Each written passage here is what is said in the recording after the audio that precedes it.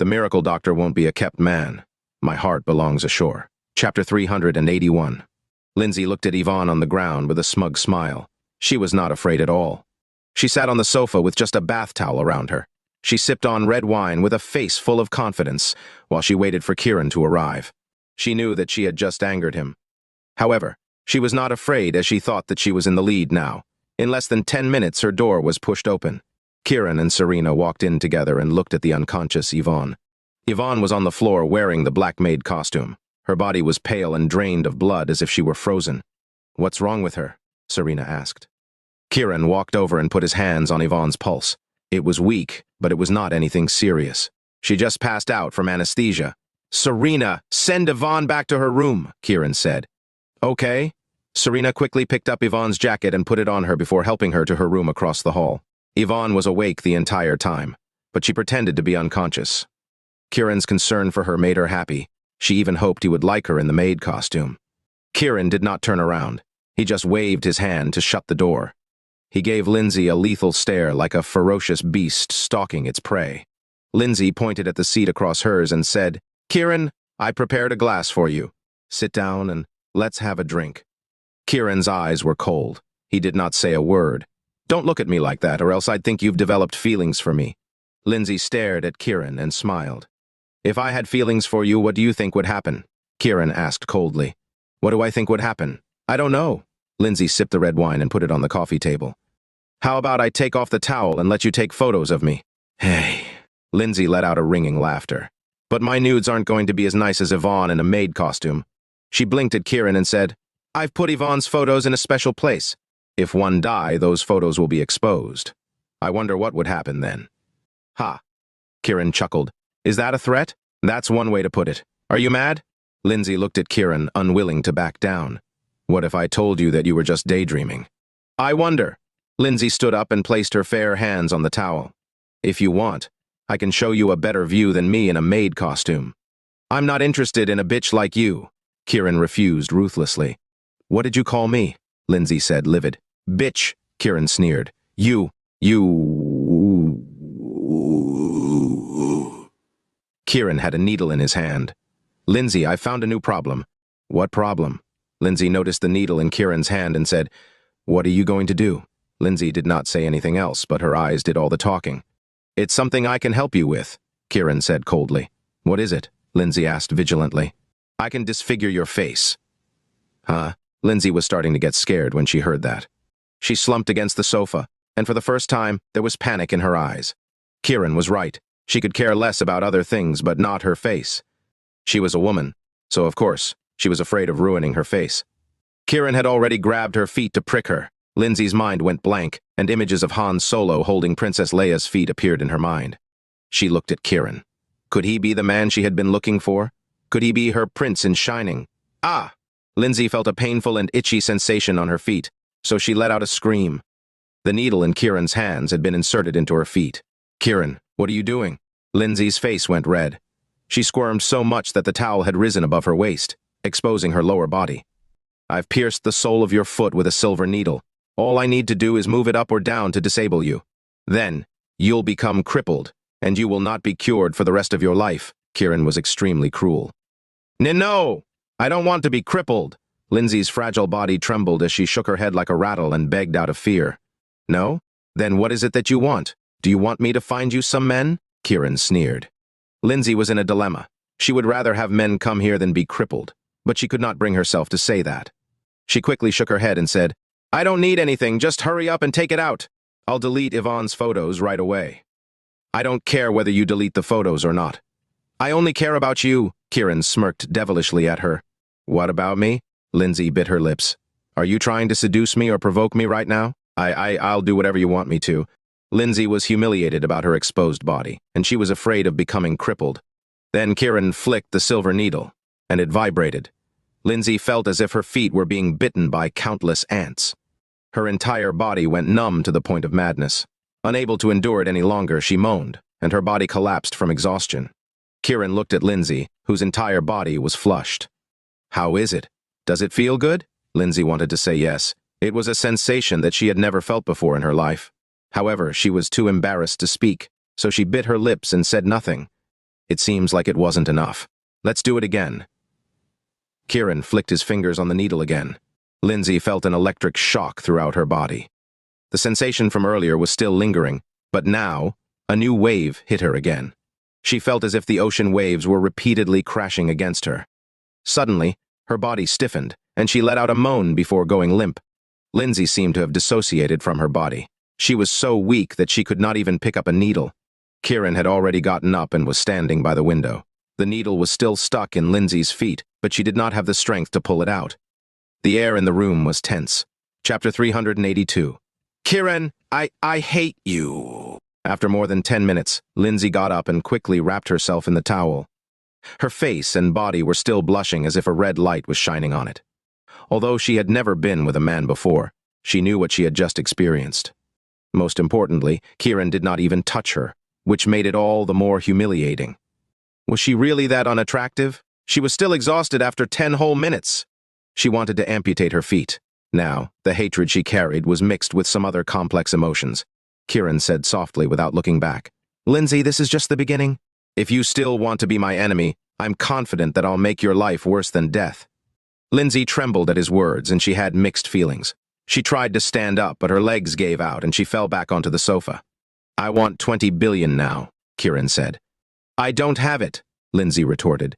She was angry after he humiliated her. "Do you want to experience that again?" Kiran took out another needle without turning back. Lindsay's body shivered uncontrollably, and she felt as if her body had been hollowed out. "Are you going to give it or not?" Kiran asked. "Kiran, it's not that I don't want to give it to you. I don't have the power. Didn't you see that the 7 billion I gave you did not go through?" Lindsay's voice softened a little. She was filled with complex emotions. She was addicted to that sensation earlier, but she was also ashamed of it. She felt a mixture of love and hatred for Kiran now.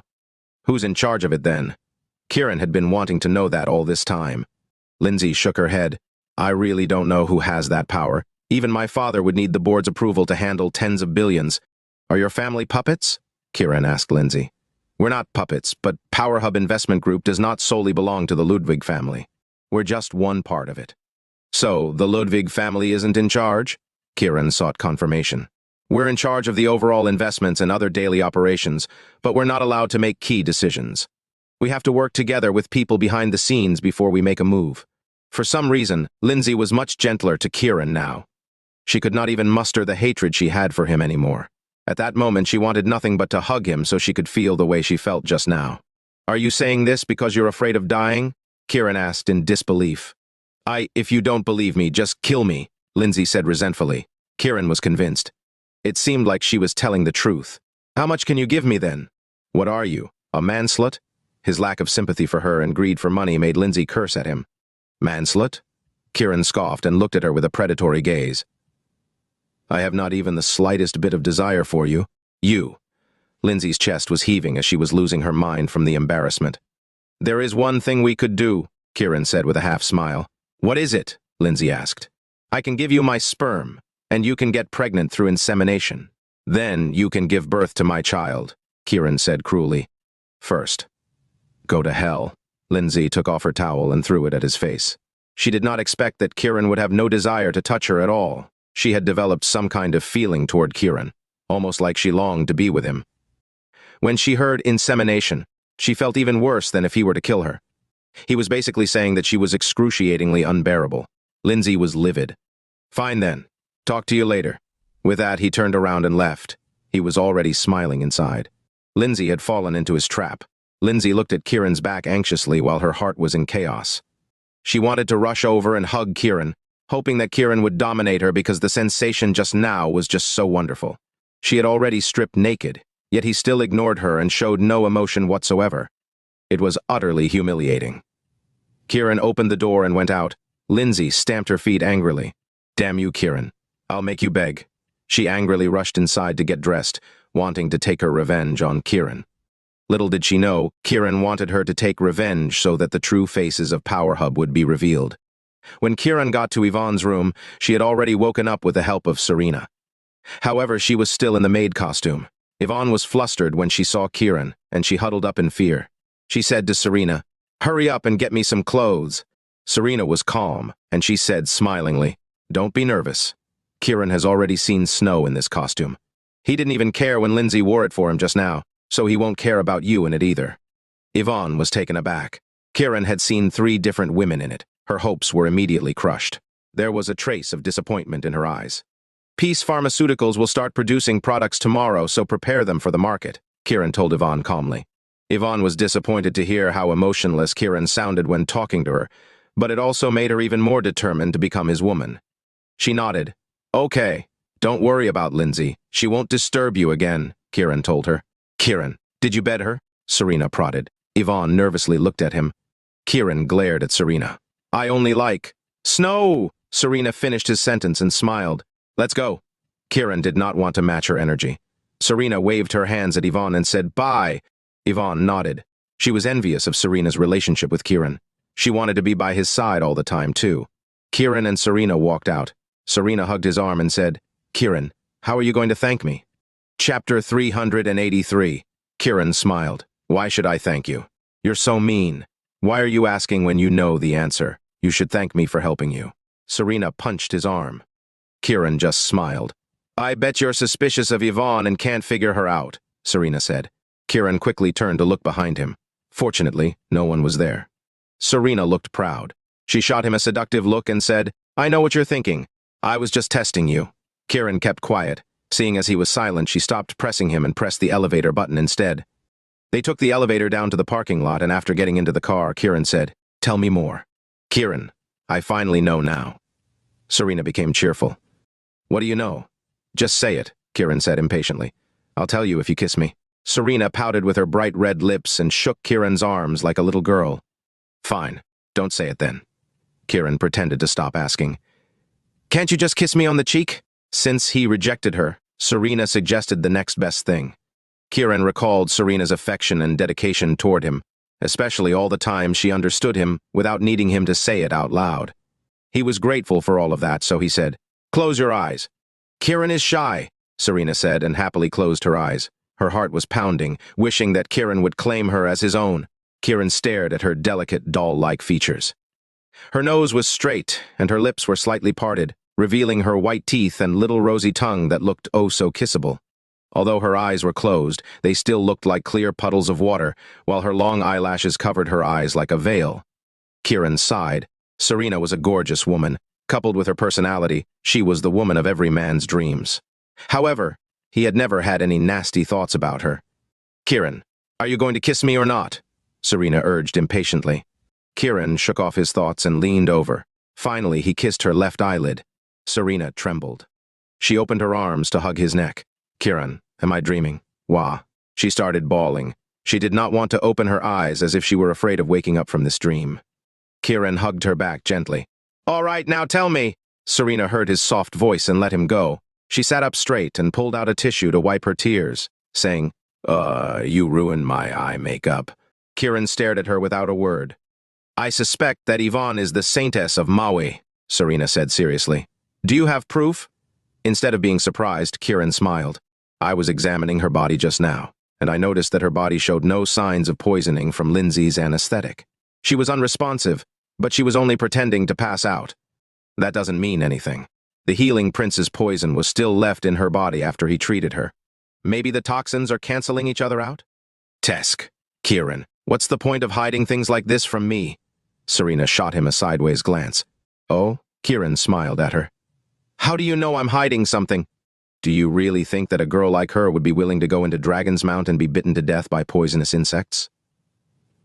Serena paused before saying, Not only are there skeletons of dead people, there's also the golden dragon that could appear at any time. She frowned and said in a contemplative tone, Both Wendell and Zachary were killed, but she was able to come back alive after being taken away. Isn't that all the proof you need? I think you're wrong, Kiran smiled at her. Serena's expression changed. She grabbed his arm to shake him and said, You're so mean. How did you know I used black magic to test her? That's the real you. Otherwise you wouldn't be Serena, Kiran commented. Serena stuck her tongue out adorably. When I helped her back to her room, I used a little black magic on her. She lifted her slender fingers and pointed at her shiny black nails. Just a little bit. I didn't use a lot. Kiran was amused by her cute face, and he said, I get it, so tell me. Serena nodded and said, When I put the poison into her body, she instinctively responded to it. but instead of stopping it, she allowed it to enter her body. Although it was almost imperceptible, I could tell that she knew how to control the poison. Otherwise, it would be impossible for her to react instinctively. I used snake poison, so it was not that weak, but she managed to get rid of it while pretending to be unconscious. Although her execution was seamless, it betrayed her true identity. Serena said those last words with certainty. Kiran looked up at Yvonne's room with a faint smile. "Kiran, why are you smiling?" Serena quickly asked. "I suspect that she poisoned you too," Kiran said calmly. "That's not possible." Serena grew vigilant. "Just pretend you don't know. It all depends on her mood. Don't worry, I won't let her do anything bad to you." Kiran sounded cold. "Kiran, I'm not scared, but I just don't understand. If that's the case, why is she in the Quinn family?" "She can't be part of their family," Serena asked. "There are many things in Bayville that we don't understand. I have a feeling that the demise of the York family is just the tip of the iceberg. It's also why I didn't kill Lindsay. I wanted to give her a chance to show me more clues." Kiran sighed. After pausing for a moment, he said, "There are two women right now, Yvonne and Lindsay. One is acting like she's helping me, and the other is determined to fight me. What do you think would happen if they went against each other?" "Pfft." Serena giggled. "Kiran, you're awesome. Let's go. Now that we know, let's wait and see how things unfold." "Okay," Serena readily agreed. They both left in the car. However, they did not see Lindsay sitting in her car in the parking lot. She was about to go to Blooming Group, but when she saw Kiran and Serena in the car, she stayed. When she saw him kissing her, she was reminded of the feeling he made her feel earlier without even touching her. There was an indescribable sadness and humiliation in her heart. "Kiran, I'll make you pay." Then Lindsay drove to Blooming Group. Chapter 384. The entrance of Blooming Group was closed. Lindsay's car was parked at the entrance, but instead of just getting out of the car, she honked. Seeing Lindsay in a Maserati sports car, a security guard ran over. She was wearing large sunglasses and had a head of wavy hair behind her. Although her face was somewhat covered up, she still exuded an elegant and beautiful aura.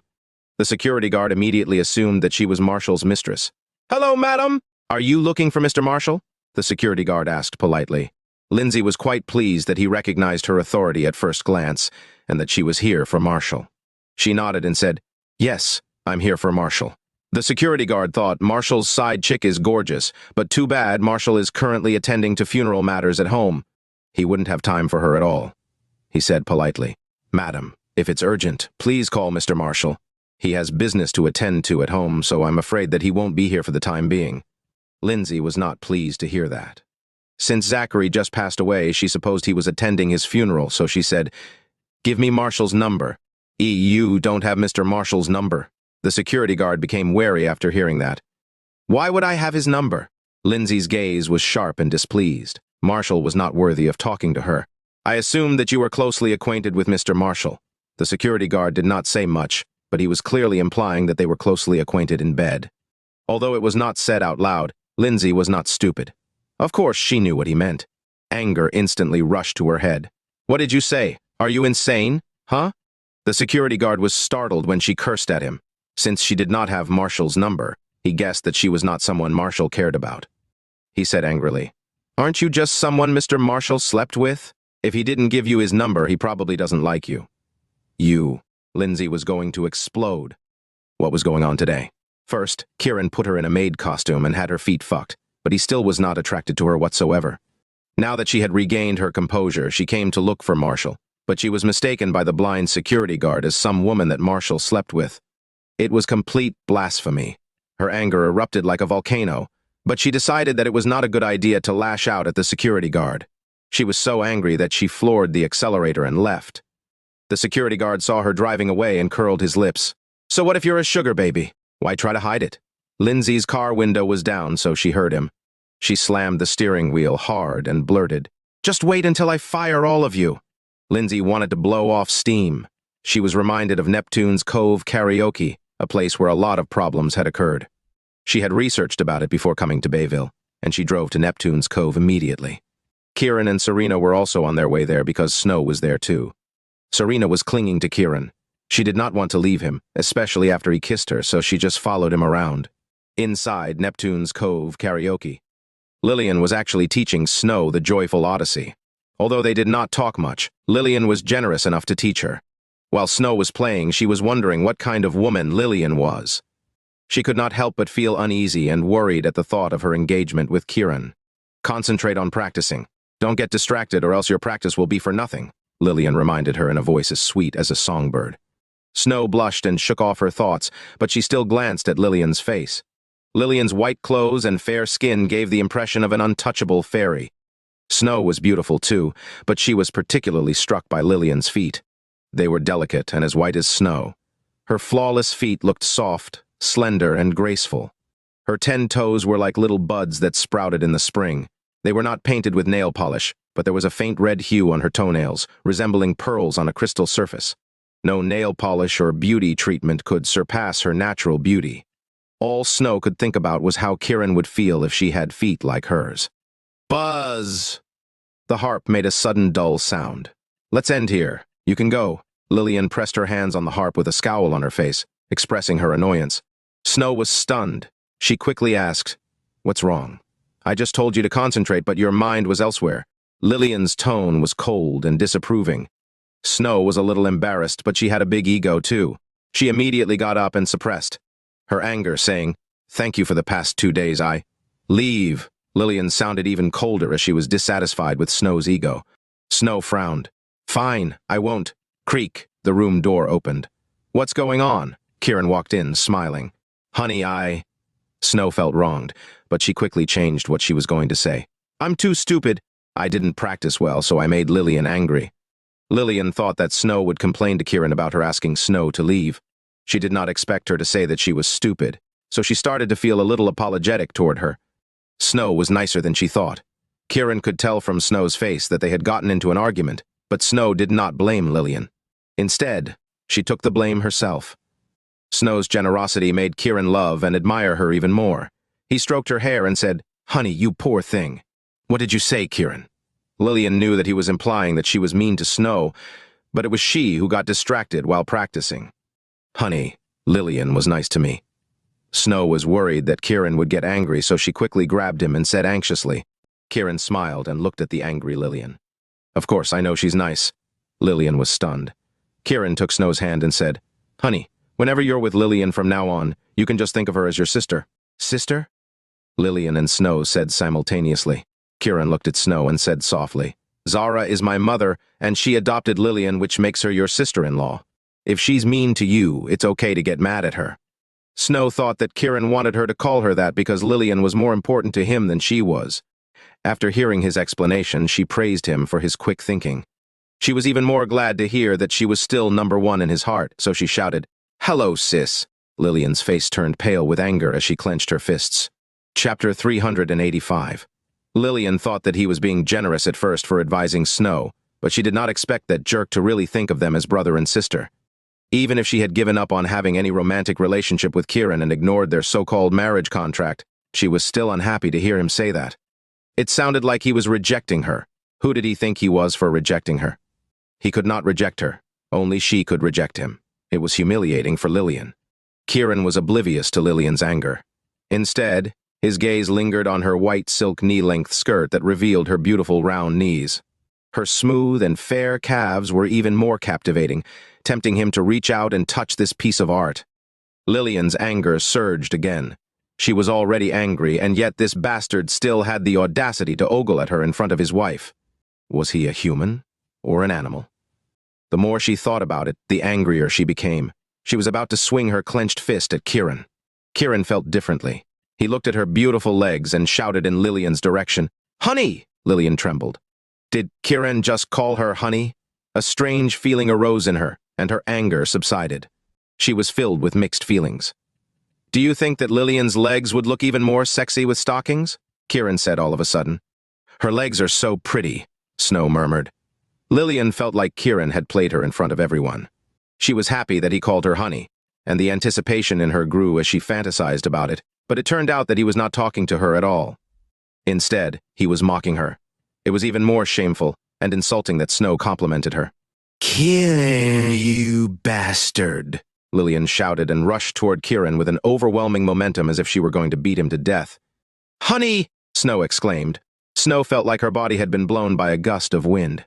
She and Serena, who had been quiet the whole time, were pushed out of the room by Kiran's energy. Lilian's fist was getting closer and closer to Kiran's head, but he did not dodge it. He just looked at it as if waiting for it to hit him in the face. Lilian did not expect him to not dodge, let alone not be afraid at all. If she hit him, it would break his head into pieces. You... Lilian grumbled and quickly shifted her fist to the right to avoid his head. There was excitement in Kiran's eyes when he realized that Lilian could not bring herself to hit him. He quickly stretched out his hand to grab her wrist, gently deflecting her attacking force without hurting her. Let go! Lilian was furious that he was holding on to her. Kiran let go and exited the room. He said, "Sorry for disturbing you." Lilian stood there, watching Kiran by the door with Snow in his arms. He stared at her calmly, but she was feeling dejected inside. "Fuck off! See you next time!" Kiran waved before leaving with Snow and Serena. Snow looked anxious and worried, so she asked Kiran, "Will she get mad at you and attack you?" Kiran shrugged. "Who knows? There's no use trying to guess what she's thinking." Snow was about to speak when Serena curled her lips. "Kiran, I didn't think you'd become so hypocritical." Kiran was taken aback. "What do you mean? You risked your life to test whether Lilian likes you and would be willing to help you. Now, you know for a fact that she cares about you and doesn't want to hurt you, but you didn't tell Snow." Serena smiled at Kiran with a look of, "I saw right through you," written all over her face. Snow was shocked. She quickly turned to Kiran and asked, "Is that true?" Kiran glared at Serena. "You've got quite the imagination." "I'm just telling the truth. You don't have to believe me if you don't want to." Serena acted haughty on purpose. Kiran looked at Snow. "I must find people I can trust. I can't just fool around and risk our lives, especially when it comes to your safety." He turned to look in the direction of Lilian's room. "Although I have faith in her, it's only conditional. I still need proof." Snow looked distressed and blamed herself. "It's my fault for being so useless and distracting you every day." "That's called love," Serena giggled. Snow was blushing. She was about to say something when, smooch, Kiran kissed Snow on the forehead. "Of course, I have to love my wife." Snow was so happy she felt like she was bathed in honey. "I'm not going to be your third wheel." Serena turned to leave right away. Kiran and Snow smiled at each other. Then he hugged her and went downstairs. Lilian heard everything clearly from her room. Her gaze was furious. "Kiran, your relationship with Snow has nothing to do with me, but you've gone too far by messing with me. I hate you so much." The arrogant Lilian was enraged by Kiran's methods. Although Kiran could not see her right now, he guessed she was feeling that way too. He walked down with Snow, but right before he was about to leave, he saw Lindsay standing at the entrance. Lindsay wore a white off-shoulder dress, exposing her fair décolletage and legs, but she looked livid. Her features were still as delicate as ever, but her face was infused with anger as she pouted her cute lips. She was so angry at Kiran that she rushed out of the hotel without makeup. Despite that, her long eyelashes looked even more prominent, almost like she was speaking with her eyes. Flawless, sexy, enchanting. Kiran held Snow a little tighter. Snow trembled and reached under his armpit. "Are you smitten?" Kiran nodded. "Yup." "Ah," Kiran cried. Snow pinched Kiran's armpit furiously. When Lindsay heard him, she turned and saw the couple fighting flirtatiously. "That maid is mine," Kiran said with a smile. Chapter 386. Maid. Both women froze. Snow was reminded of the maid costume she put on. She never imagined herself in those clothes before. She started to blush, making her look even more charming. On the other hand, Lindsay's anger surged when she was reminded of how he put her in the maid costume, asking her to be his maid. "What did you say, Kiran?" "Come here and greet your master, my maid." Kiran beckoned to Lindsay and pointed at Snow. Lindsay was livid. Without a word, she immediately threw the wine bottle next to her at Kiran. "Honey, watch out!" Snow rushed over to protect Kiran. Kiran reached out to hug Snow and caught the wine bottle in his hand. "I don't want my maid to be this violent. I'm worried she'll abuse my kids in the future." Kiran put the wine bottle down and continued, "I'm also afraid of our maid poisoning us." "Shut up! I'm going to kill you!" Lindsay felt even more humiliated, and she cursed at him before rushing toward him. Kiran had already gone up to hug Lindsay. He put her left arm around her waist and rested his other hand on her long legs. Instead of moving his hand up, he moved his hand down. Lindsay was initially panicking when she got caught in his arms. She felt a cold breeze under her dress, but Kiran's movements were so fast she could not even utter a word. Feeling his hand move downward, she was reminded of the needle that pricked her soul, and her whole body went limp as the sensation was aroused in her again. Ah. She subconsciously let out a moan. Kiran was so shocked he almost threw her to the ground. Snow was surprised too. Her mind was immediately filled with nasty thoughts, and her cheeks turned red in embarrassment. Kiran could feel Lindsay burning up, so he quickly put her down. "I'm not in the mood to settle scores with my maid today." He was about to leave, but Lindsay held on to him. He wanted to shake her off, but she already let go. She was staggering after being overstimulated earlier. Her body was weak, and she almost fell. Kiran understood what was going on, but it was just so unexpected. Lindsay was trying her best to control it. Her lips were almost bleeding from the bite marks, and her body was still weak and trembling. "Honey, let's go," Kiran said to Snow, but his mind was still confused. Snow walked over, and he hugged her before quickly leaving. Lindsay stared at them annoyedly, but she did not have the energy to chase after them or curse at them. She never imagined that Kiran could make her feel like this just by touching her. Phew. She exhaled and slumped in the chair as her body finally relaxed. After a few minutes, she finally regained her strength and shouted at the door, "Kiran, I'll kill you!" Her voice echoed throughout Neptune's Cove, but nobody paid any attention to her. Lauren and the others were woken up, but they did not come down. Lilian merely frowned in disgust, saying, "Stupid womanizer." In the parking lot outside, Snow was shocked to hear Kiran's story. Although she never experienced it herself, she could tell from Lindsay's face that she was feeling something extraordinary. Is it that magical? Do you want to try it?" Kiran said with a wicked smile. "Fuck off." Snow's face was flushed. Kiran looked at Snow. She wore a dress suit that looked like a flight attendant's uniform. She had a white short-sleeved shirt on top and a black pencil skirt on the bottom that was not very long. When she sat down, the skirt almost rose to her mid-thighs, making her legs look even more eye-catching. "What are you looking at?" Snow shouted as she could feel Kiran's gaze. Kiran smiled and said, "Honey, the satin material of your shirt feels nice." "This is silk." Snow was flattered, so she said proudly. Kiran nodded in approval and said, "It's quite see-through." Snow was stunned, and she yelled angrily, "Pervert!" "I like the color of your bra," Kiran said. "Go away, pervert!" Snow quickly covered her chest, afraid Kiran would look at it again. Kiran caressed her thighs and said, "Try wearing black stockings next time." You're so dirty-minded." Snow was blushing so hard she wanted to cry. "I like how see-through your shirt is. I can see your skin blushing. You look gorgeous," Kiran teased. "Kiran, you..." Snow covered her face. "Peft!" Kiran burst out laughing. "How dare you laugh? I don't want to live anymore." Snow was about to hit her head on the glass window. Kiran quickly reached out to hug her in his arms, saying, "If you're not nervous about sleeping with me, why are you so shy?" "That's different. You can't put it that way." Snow buried her head in her chest. She still looked angry, but there was a hint of joy too. "Honey, I've discovered a secret," Kiran said seriously suddenly. "What secret?" Snow asked. "Your curves look different with and without clothes on." Kiran stroked his chin and said with a scrutinizing face, "What do you mean?" "Is my body out of shape?" Snow asked worriedly. Kiran was silent as if he was deep in thought. "Tell me," Snow urged him anxiously. "I know why now," Kiran said suddenly. "Ha." Kiran laughed heartily. Snow took a couple of deep breaths, trying not to pop open her shirt button. In the next second, she said, "I want to stab you to death too." Snow bent over to take her shoes off. "Am I not funny?" Kiran blinked at Snow with a playful look on his face. Snow wanted to say no, but Kiran was already holding her borderline feverish face and said, "I hope my wife is the happiest and most beautiful woman in the world." Snow was speechless. Her anger vanished, feeling like she was bathing in honey. Happiness was as simple as finding a man who wanted to make her happy. "Honey." Snow threw herself into his arms, and he hugged her back. He made a point to bring her joy every moment he spent with her, regardless of all the hatred he harbored in him. That was the duty of a man. Then he met Lilian's gaze. Chapter 387. Lilian watched every moment with crystal clarity from upstairs. Her expression betrayed complex emotions with moments of anger, but it turned into resignation in the end. After all, they were husband and wife, and it was none of her business. Her eyes met Kiran's, and she saw the peace and joy in his eyes. She knew that she was not the reason for his happiness. It was Snow. Besides, she and Kiran were from two different worlds. She turned and stepped away from the window. She realized her marriage contract with Kiran was just a useless piece of paper.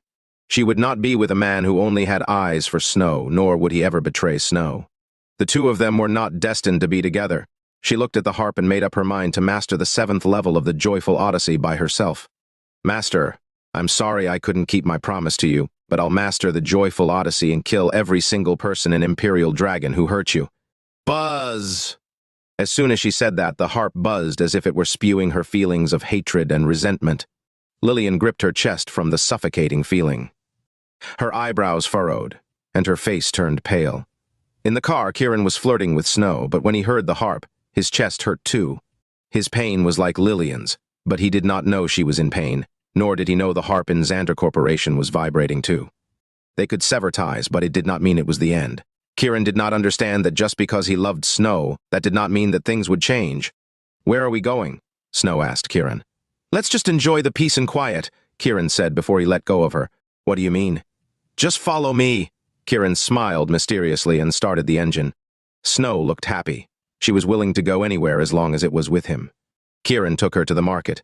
Snow was so out of touch with the world that she had never been to a place like this before. The moment she caught a whiff of her surroundings, she gagged. Kiran asked her to wait in the car while he entered the market. Half an hour later, he returned with many ingredients and put them in the trunk. Snow looked at Kiran's happy face and she said, "I'm sorry, I don't know anything." Kiran shook his head and smiled. "At least you know one thing." "What?" Snow asked. "Eeing," Kiran said. "You're laughing at me again," Snow scolded him flirtatiously. "I'm not laughing at you," Kiran said seriously. "Good, otherwise I'll never eat again and starve myself to death," Snow said proudly. Kiran nodded, but he was laughing on the inside. It was fine if she did not eat anything, as long as she ate him. Although Snow could sense his evil smile, she did not think much about it. If she knew what was going on in his mind, he might never be able to feel such pleasure ever again. Kiran drove to Harold's villa. Snow was happy to see Kiran coming back here. She had not seen her parents for some time. After parking the car, Kiran carried the ingredients into the villa. Lola Layton, the maid, took the groceries from him. Kiran smiled.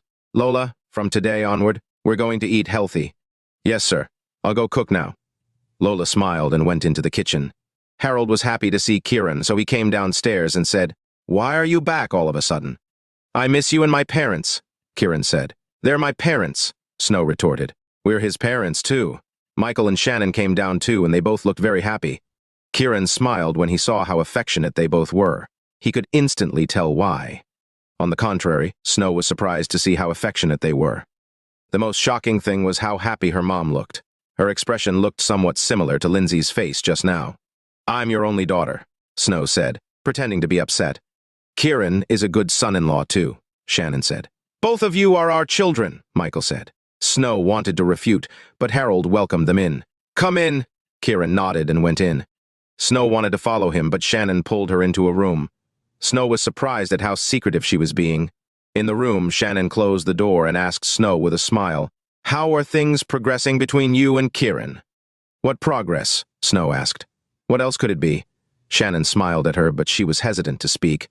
Snow was still confused. She was staring at her mother doubtfully. "I'm asking when you will have children." Seeing how clueless Snow was, Shannon finally said it. "Mom, what are you talking about?" Snow instantly blushed out of embarrassment, especially after she was reminded of his teasing and what she did with him. "What are you embarrassed about? You're a married couple. Don't you live together?" Shannon said matter-of-factly. "Mom," Snow was going to burst into tears. Fine. I won't ask you. I'll go ask Kiran." Shannon was about to leave.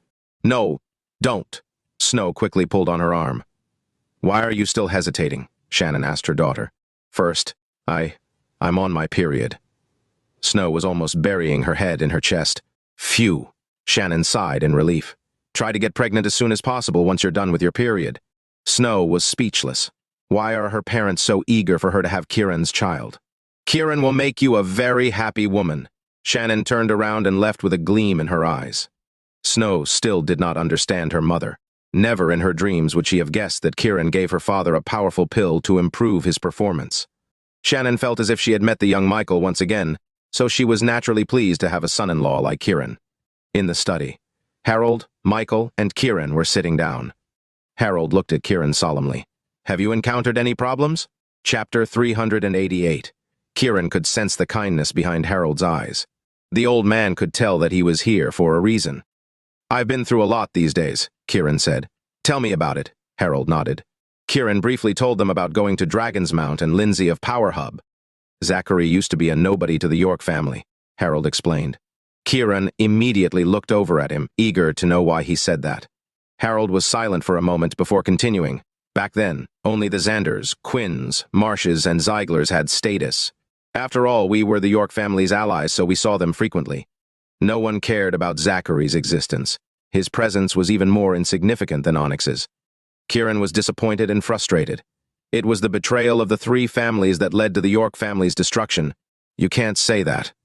Unexpectedly, Harold thought differently. Why not? Kiran was curious. After the York family was destroyed, I thought that the York family was extinct, but a woman came to me 5 years later. Harold looked grave. Woman? Kiran quickly asked. Harold's eyes were murky as he contemplated whether to tell him. Dad. Who came? Michael asked. The woman didn't tell me her name, but from the back she looked like... Harold hesitated. Was it my mother? Kiran asked. How did you know? Harold quickly asked. My mother's name is Zara Yanez. She's the woman who was rumored to have had an affair with my father, said Kiran. That can't be. Harold was surprised. He mentioned it because he thought that Kiran's mother was still alive and that she had something to do with the destruction of their family. Margaret told me a few days ago. When the York family was being destroyed, Zara told her and left her a letter. How could that be? There were indeed many rumors about your father and Zara, but we didn't believe it. We didn't think it was possible because your father was very much in love with his wife. Harold was completely shocked. I don't know too, but why did she come? Kiran asked impatiently. Harold retracted his thoughts and said, She told me that Michael and Shannon were going to get kidnapped and that I shouldn't go to extremes to find them, or else they would get hurt. Kiran thought of Foxgate. Zara was the leader, so that made sense. Is that all? Harold did not respond, but he frowned as if pondering whether to continue. Dad, there's nothing to hide. We're family, Michael quickly said. Harold looked at Kiran. She asked me to cancel the engagement between Snow and Kiran. Cancel the engagement? Kiran was confused. Harold nodded. Your master and I made a marriage contract for you and Snow 3 years after the York family's demise, but 2 years later she came to ask me to call it off. Why? Michael asked. Harold shook his head and frowned. I don't know, but I refused at the time. She did not force me. But she said that even if I didn't end the engagement, there was no way Kiran and Snow would be together in the future. That's impossible. Michael looked at Kiran. Kiran's expression was grim. Not only was his mother alive, but she said such things too. Was she insane? Did you tell my master? I did. What did he say? He said that I shouldn't interfere with the younger one's affairs and just let nature take its course.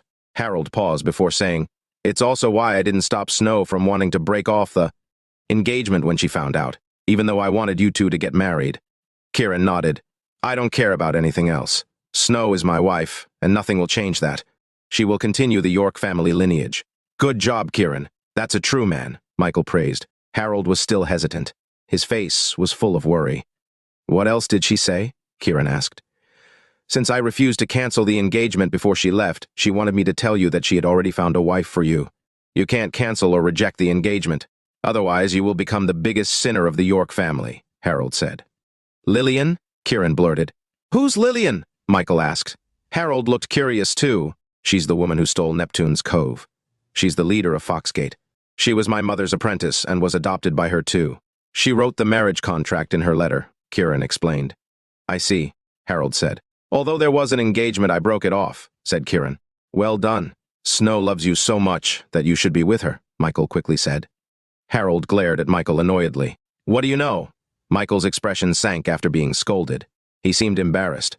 Kiran, you should tread carefully. If your mother came here personally to warn us, there must be something about you and Lilian that she's concerned about. There are too many variables about the York family's demise. You must not overlook anything, Harold warned him. Kiran looked solemn too.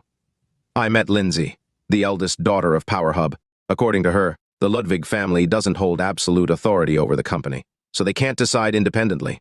They're just semi-puppets. Oh? Harold was taken aback. No way, Michael said. She said they're partners, but I think they're puppeteers. Then, Kiran recounted the $7 billion check story. Harold and Michael were once again shocked. It doesn't make sense for them to give Zachary and the Simmons so much money, Harold said to Kiran. Kiran nodded. You're right. It doesn't make sense. After a brief pause, he added, Zachary is obviously an accomplice of the person controlling the Golden Dragon. They're conspiring to defraud Power Hub Investment Group. Now that Zachary is dead, doesn't that mean the evidence is gone? Michael asked. I suspect that Dragon's Mount holds more than just the secrets within the crystal cave Kiran mentioned. There must be an even greater underlying secret that nobody knows about, Harold said thoughtfully. I want to develop Dragon's Mount, Kiran said suddenly. Chapter 389. Don't be so impulsive. Harold stopped him and looked at him nervously. Kiran, calm down first. Michael's face changed as he tried to dissuade him. I really do want to develop Dragon's Mount. Kiran thought about how it was like a hornet's nest inside. Once it was open, many of its secrets would come to light. Kiran, I'm firmly against this. You can ask your master to see if he'll agree. Harold was worried that he would not persuade Kiran, so he brought up his master. I understand your concern, Harold. Kiran smiled ambiguously. Harold was momentarily stunned, but quickly understood. Are you pretending to develop Dragon's Mount to divert the public's attention while you secretly plan something else? Is that so? Michael asked curiously. Kiran nodded. Yes. Now that many are watching, I will use this to test their reactions, especially Lindsay from Power Hub. I'm certain that a lot of secrets would be revealed. Michael looked at his father as if he was asking for his opinion. Harold fell silent. Knock, knock, knock. There was a sudden knock on the door. Come in. Harold retracted his thoughts and shouted toward the door. Snow opened the door and walked in happily. She looked at the three of them and said, Grandpa, are you ready to have dinner now? When Harold looked at Snow, an idea popped into his head. Kiran, you don't have to develop Dragon's Mount. There's another way. What way? Kiran quickly asked. Snow can have a child, said Harold. Huh? Snow stood at the door. She only came to tell them to come down for dinner. She did not expect them to talk about her giving birth too. She was so embarrassed that she wanted to crawl into a hole. Grandpa, what are you talking about? Dad, are you telling Kiran to test Lilian? Michael asked Harold. Harold nodded happily. Yes, Kiran will test Lilian. If she stops you from being with Snow, more problems and secrets will be revealed. Maybe you'll find out why your mother came to my house to warn me. Kiran heard that and said, All right, I'll go look for her after dinner. Harold nodded. Snow stood by the door with her reddened face, looking at the three of them. What on earth are you talking about? You're making me uncomfortable. As soon as she got home, she was humiliated by her mother's strange inquisition. Now, even her grandfather wants her to sleep with Kiran. Could this get any more awkward? Kiran smiled and walked toward her. She backed away like a frightened little bird and warned him, Go away! Don't you dare have any nasty thoughts. Kiran gently touched her face. You silly. Why are you so shy in front of your father and grandfather? Stop talking. Snow stamped her feet and left. Kiran turned and smiled at the two before following her out. After a few steps, he pulled Snow into the guest room beside them. Honey, do you want to start now? Kiran looked at the bed with a serious and enthusiastic expression. Slap! Snow lifted her hand to slap his arm. Fuck you, you big pervert. Stop spitting nonsense. She would have stabbed him to death for having such thoughts if she were not certain that he genuinely loved her. Kiran's face was calm and natural. He hugged her gently and said, Just listen to me. You're the daughter-in-law of the York family anyway. I'm not, Snow said with an upset voice as she struggled to break away from his embrace. What are you then? Kiran asked. My mom just asked if we have slept together, and now you're asking too. Where am I supposed to hide my face? Snow was like a damsel in distress. It's my fault my wife doesn't love me? Kiran smiled. Smooch. Snow kissed Kiran on the face and blushed. I'll tell you why later. Kiran nodded sincerely and said, Don't worry, honey. I'm not worthy of sleeping with you. Although Snow knew that he was teasing, she was relieved. Her mother would understand because she was a woman, but her father and grandfather were men. How could they understand? Kiran would have to take the blame. Kiran looked at how adorable Snow was and felt she was truly worthy of innocent and pure love. Although she was not as wild as Serena, she was fully committed to their relationship and never complained. She was not as ethereal as Lilian either. As for Yvonne, any man would find her unfathomable. All of a sudden, Kiran realized that all of the women around him were quite the characters. What are you thinking about? Snow asked when she saw him in deep thought. I think having a cold CEO for a wife is great, said Kiran while smiling. What do you mean? Snow did not understand why he said such a meaningless thing.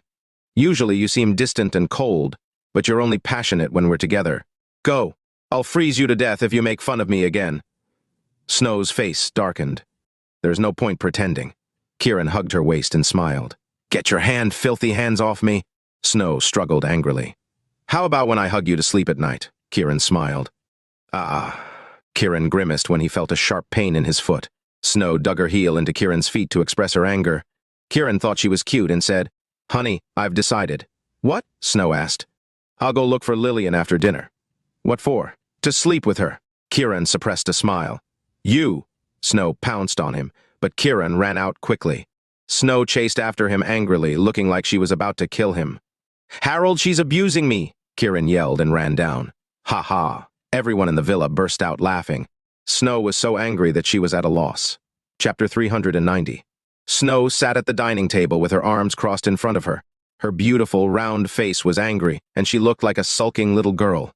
Kiran was in a good mood, so he got her some food, which only aggravated her anger. I'm not eating. I'm not hungry. Before she could finish, Kiran gave her his hand. Would you like to take a bite? Kiran teased. Snow was furious. It was not like his hand was edible. Kiran, you. Ha ha. Kiran's humor and patience amused everyone at the table. Sweetie, enjoy it while you can. Kiran is being nice to you, Shannon said contentedly. Mom, Snow shouted angrily. Have some soup. Kiran picked up the bowl, scooped up a spoonful, and brought it towards Snow's mouth. How could she let Kiran feed her when everyone was looking? She quickly took the spoon from him and said, I'll do it myself. It's fine. I'll feed you. Kiran was sincere. Snow was even more embarrassed now. She could not help but glare at him. I have my own hands, you know. This soup was made with love. It'll taste even better if I feed it to you. Kiran smiled teasingly. Yeah, right, it looks nasty to me. Snow blushed while she drank the soup. It tasted hearty and fresh, but she was still recovering from the embarrassment.